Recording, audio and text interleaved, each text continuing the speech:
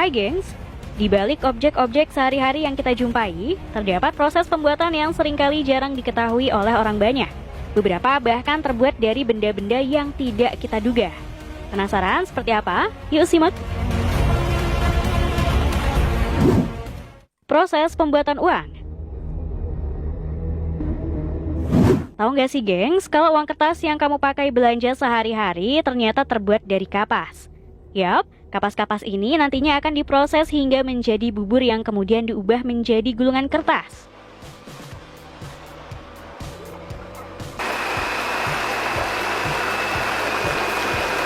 Gulungan kertas yang sudah siap ini kemudian akan diberi tanda air yang akan kelihatan jika diterawang atau terkena sinar UV.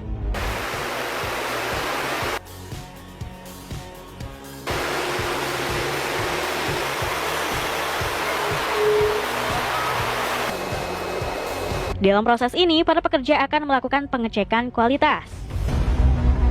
Barulah tahap selanjutnya, gulungan kertas ini ditambahkan benang pengaman sebagai bukti keaslian uang.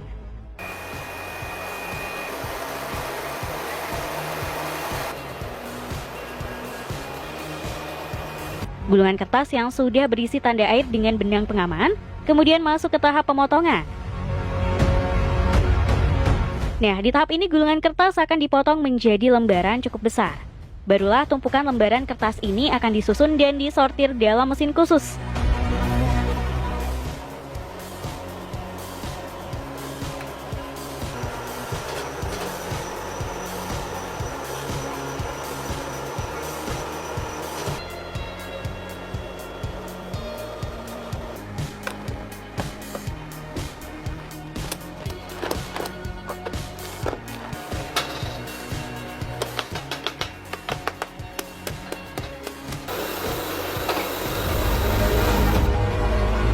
Di tahap ini lembaran kertas akan melewati proses pemberian warna dasar uang.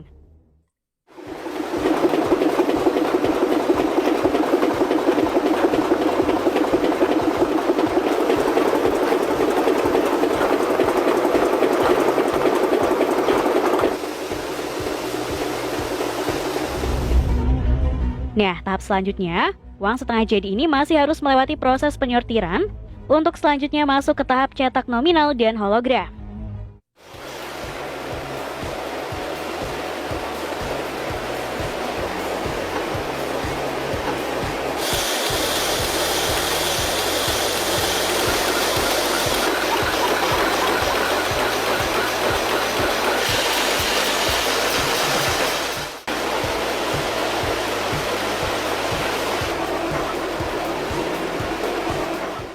Baru selanjutnya uang setengah jadi ini akan masuk ke proses finishing.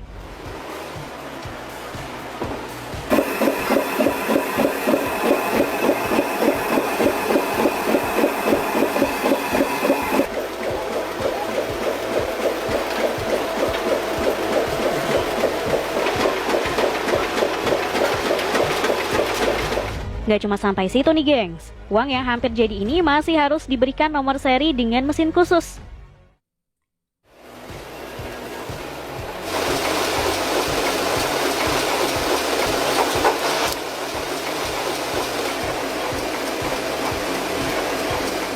Barulah di tahap akhir, lembaran uang yang sudah jadi ini akan masuk ke proses pemotongan dan pengepakan. Dan uang pun siap untuk disetorkan ke bank sentral.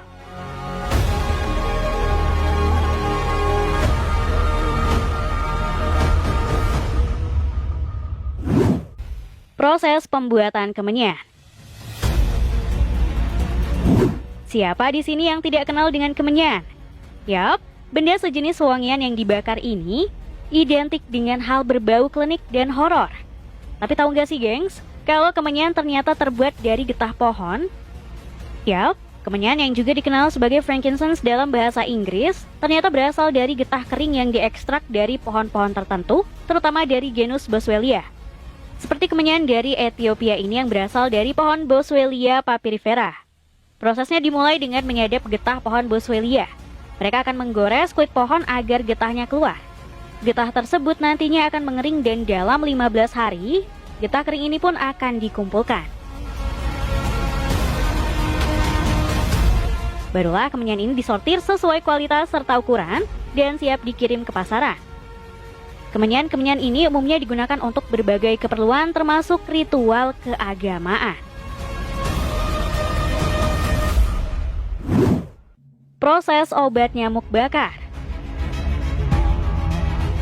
Kamu pastinya pernah pakai obat nyamuk bakar nih, gengs.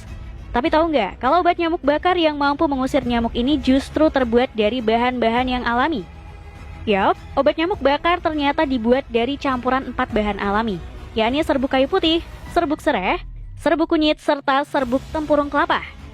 Bahan-bahan tersebut selanjutnya akan dicampur menjadi satu dengan mesin. Barulah ditambahkan minyak pewangi serta pewarna.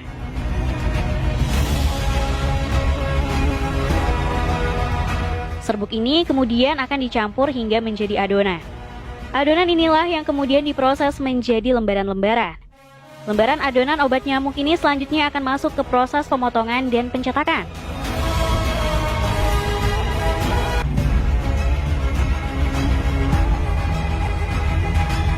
Setelah obat nyamuk bakar ini tercetak, pekerja akan menyortir dan menaruhnya dalam mesin hingga mengering. Obat nyamuk yang sudah kering ini selanjutnya masih harus disortir untuk masuk ke proses packing.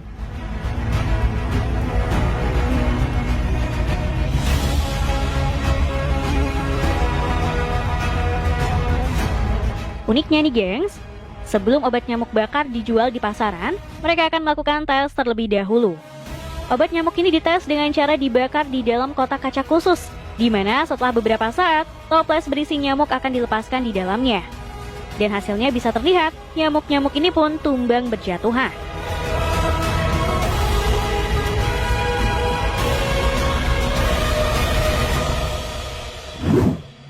Proses pembuatan coklat.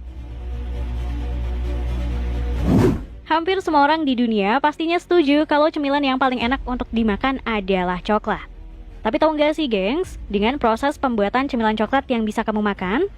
Ternyata cemilan coklat ini berasal dari biji buah dari pohon kakao. Pohon kakao yang sudah siap panen akan dipetik dan diambil bagian bijinya.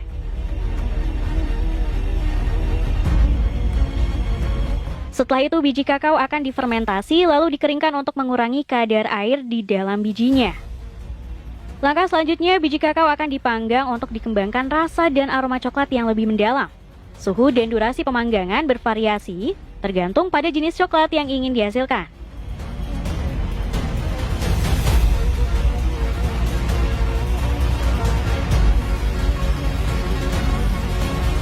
Setelah dipanggang, proses selanjutnya adalah pemisahan kulit dan inti biji kakao atau yang sering disebut dengan nama nib. Nips biji kakao kemudian akan digiling sampai menjadi pasta coklat kasar. Dalam proses ini akan menghasilkan cairan kental yang mengandung lemak alami dari biji kakao. Nah, masuk ke tahap selanjutnya adalah penghalusan dan pencampuran.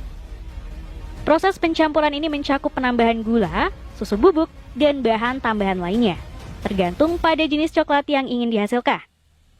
Masuk ke dalam proses terakhir yakni pemanasan bahan yang sudah tercampur hingga menjadi cairan coklat. Setelah itu coklat akan dicetak dan didinginkan. Kemudian masuk proses pengemasan.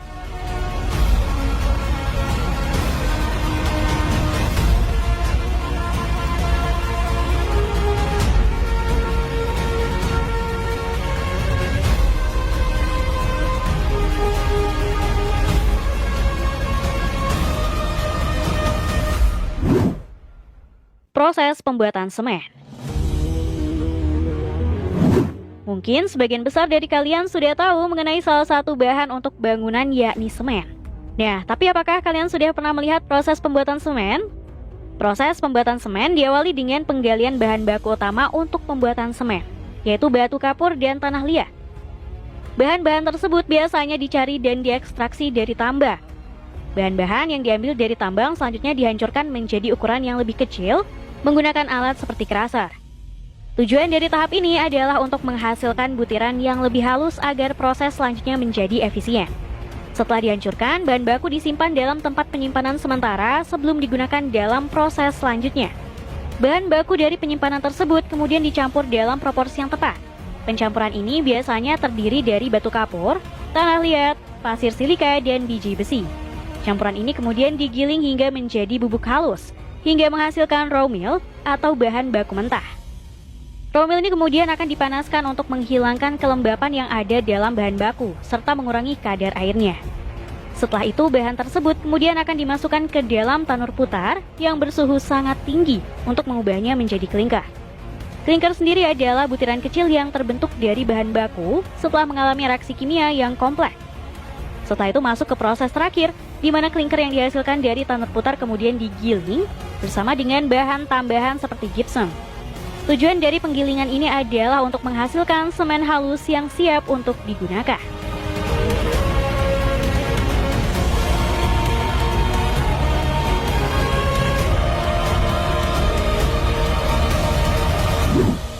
Proses pembuatan pensil.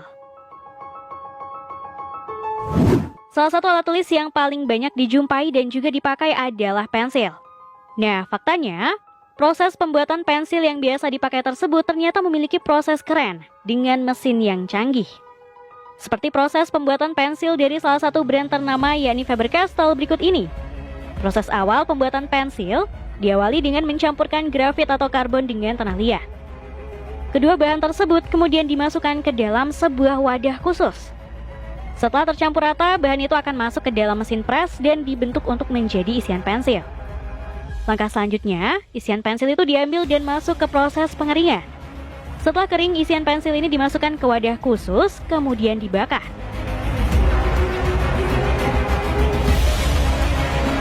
Masuk ke tahap selanjutnya adalah menyiapkan gagang kayu. Bahan kayu yang sudah dibentuk menjadi lempengan kotak ini akan dimasukkan mesin yang secara otomatis, mesin tersebut akan membuat cekungan, serta melapisinya dengan lem. Setelah itu isian pensil akan dimasukkan lalu akan ditumpuk dengan kayu lagi di atasnya dan dipres hingga kering. Pensil yang telah kering selanjutnya akan masuk ke proses pemotongan.